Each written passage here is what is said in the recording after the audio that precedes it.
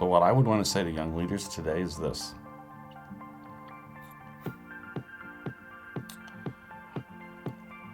God is sending the church in the West into exile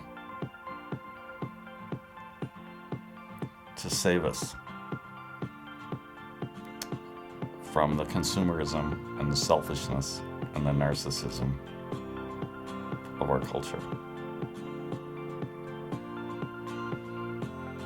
And you guys are going to have to learn how to live and do the work of the kingdom in the midst of a hostile situation. And that's the will of God.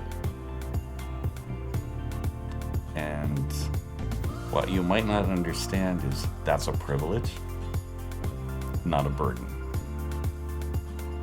Because the greatest days in the whole history of the church have always been when the church was in exile.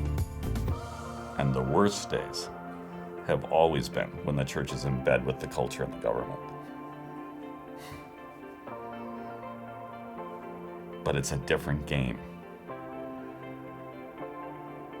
And what you need to do is don't look at us or the people before us as your model. You have to go all the way back to before Constantine.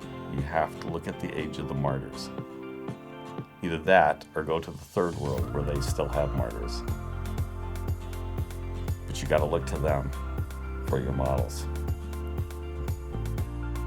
Church as a sort of easy on, easily nominal, Christmas and Easter kind of a thing, that's what's dying. It doesn't mean the Church of England's dying. There's a lot of life. And there's a lot of great young leaders. There's no death there. What's dying is the old stuff. That hasn't had life in a long time, actually. I'm an American now who's been coming over here and watching the Anglican Church for 35 years. And what I would say to any American who asks me, I would say the Anglican Church right now in the UK is in far, far better shape than it was 30 years ago. Now the numbers don't say that. But that's just because all the old people are dying. And the dead churches are finally being buried. And there were an awful lot of them.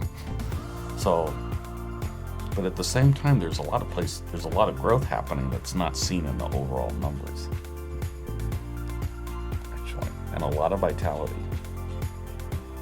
Lots of vitality, lots of creativity.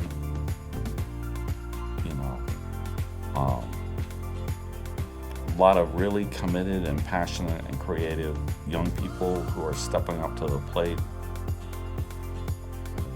So I'd say your best days might well be ahead of you. The next century might be one of the best ones you've ever had since Henry VIII.